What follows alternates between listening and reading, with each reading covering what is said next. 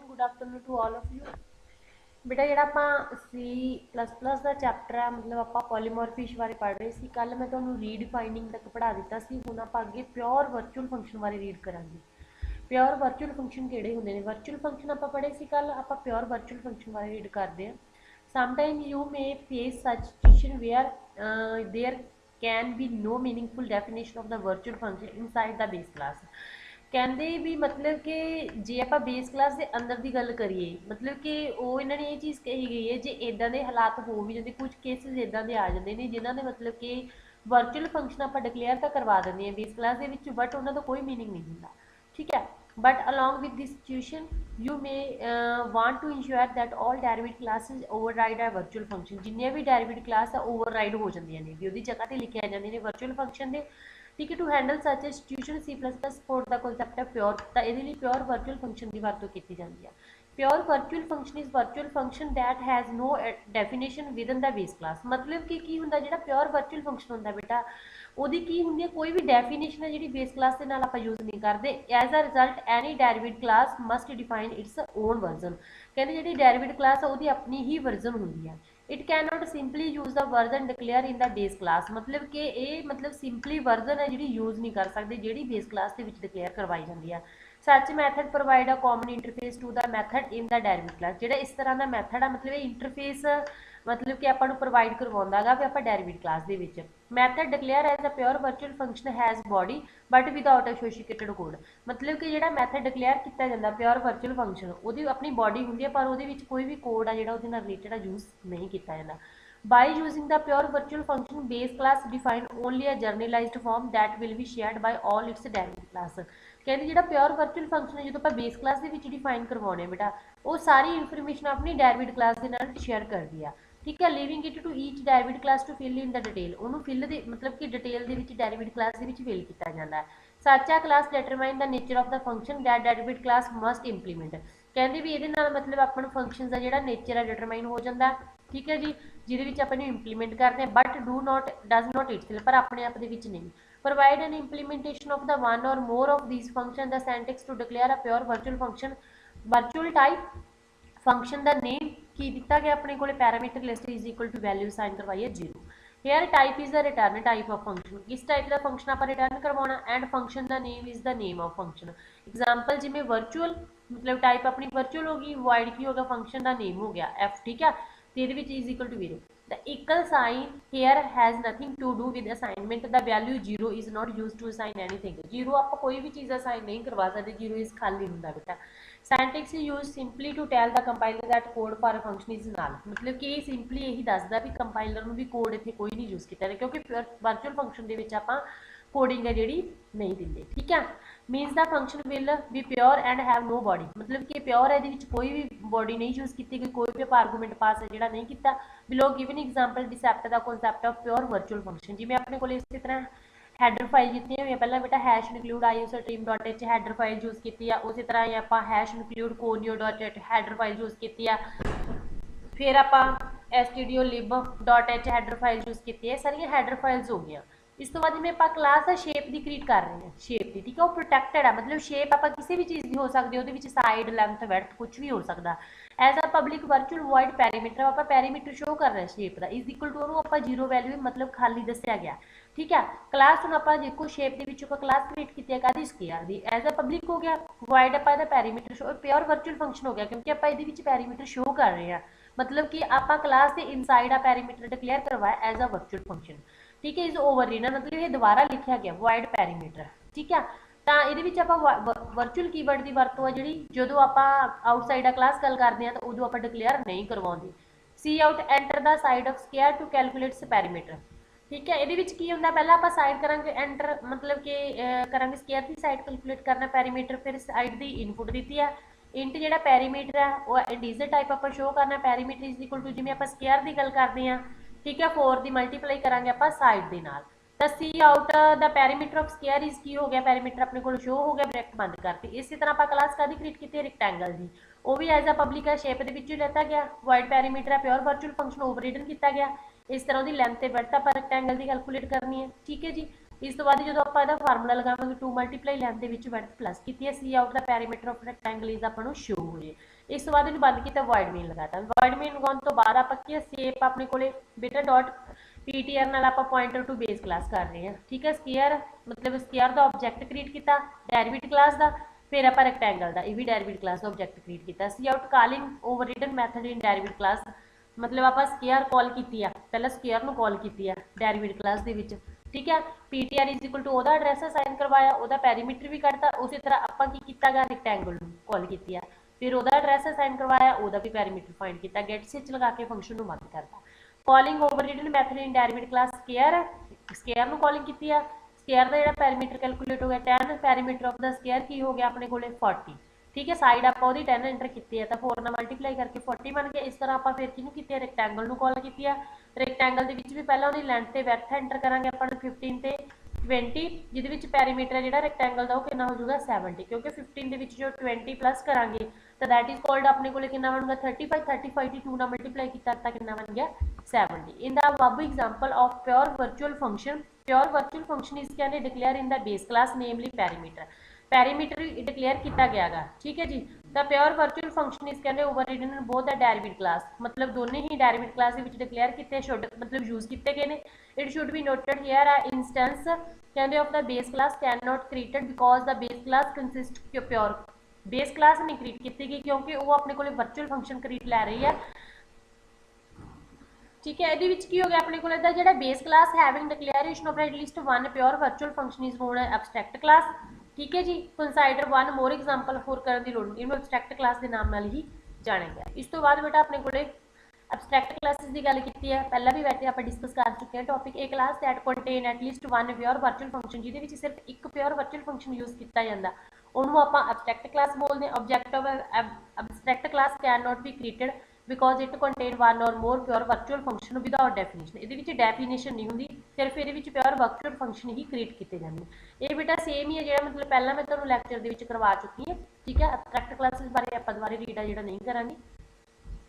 Next अपने को एक दो टॉपिक हो रहा है जो मैं देख लेनी कि नीचे वो करवा देंगे तुहानू।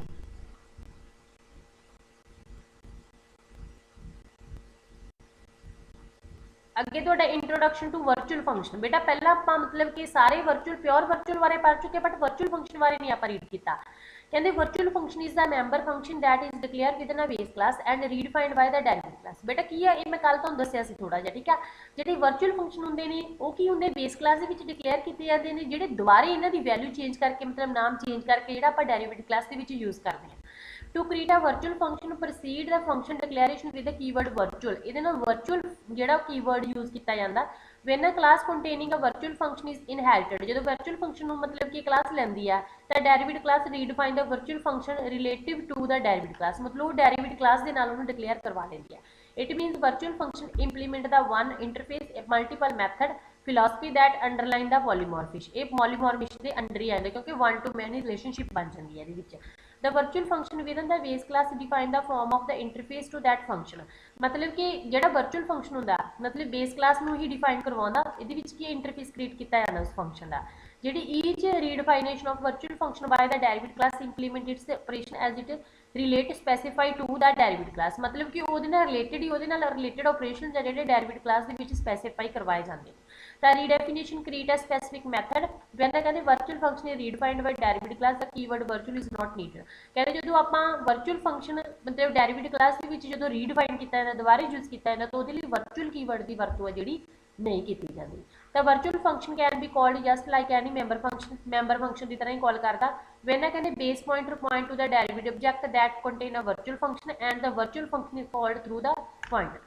कहते कि जो virtual function can be called just like any member function के द्वारा कॉल की जाती है जो आप बेस पॉइंट करता डेरिवेटिव ऑब्जेक्ट को कंटेन करता जो virtual function virtual function is called through the pointer के द्वारा ही उन्होंने कॉल की जाती है। C++ determine which version of that function will be executed, कि वर्जन है जी फंक्शन की एग्जीक्यूट होगी based upon the type of object से ही वो डिपेंड करती है। Pointer to pointer and this determination is made at run time से ही डिटरमाइनेशन है जी बनाई जाती। जिवें उस तरह पहले बेटा हैडर फाइल यूज की हुई ने, क्लास आप बेस की क्रिएट की public virtual wide function show करता, सी आउट इज बेस फंक्शन आप ये प्रिंट करवाना, ठीक है जी। इस तो बाद की हो गया अपना डेरिवेटिव फर्स्ट क्लास आपां कीती है, पहला फंक्शन वॉइड फंक्शन वर्चुअल नहीं लगाया ਇਹਦੇ ਨਾਲ, ਇਹ डेरिवेटिव क्लास हो गई। इसी तरह आप सैकेंड एक होर डेरिवेटिव क्लास यूज़ की है सैकेंड नंबर इंट की है बेस पीटीआर के तौर पर बेस क्लास में पीटीआर कर रहा है पॉइंट आउट कर रहा है डेरिवेटिव क्लास के ऑब्जेक्ट क्रिएट किए दोनों के, ठीक है। इस तो बाद पीटीआर के एड्रैस स्टोर किया भी पॉइंट टू बेस कर रहा है, इस वक्त पहला फंक्शन की किया, फिर इसी तो बाद सैकेंड फंक्शन का किया, दोनों का करने तो बाद पहले पहले का एड्रैस स्टोर करके उन्होंने की करवाया प्रिंट करवाया था। This is base function, this is derivative first का फंक्शन हो गया।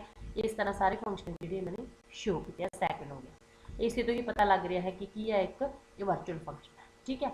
इन दिस प्रोग्राम कहते we have virtual function in the base class, ठीक है। In the main we have defined object of base class B and derivative class object is D, मतलब derivative class का जो base आप object B create किया, derivative class का आप D create, ठीक है। Also we have pointer PTR to base class since PTR is pointing to object of type class, मतलब बेस क्लास नो ऑब्जेक्ट नो मतलब कि पीटीआर नो पॉइंट आउट करवा रहा है। That version of function is executed, इस फंक्शन को एग्जीक्यूट करवाया, फिर नैक्सट पीटीआर एड्रैस फर्स्ट का स्टोर कर रहा है, फिर की कर रहा है सैकेंड का कर रहा है। इस तरह उन्होंने दोबारा रीडिफाइन किया गया सैकेंड टॉपिक, ठीक है।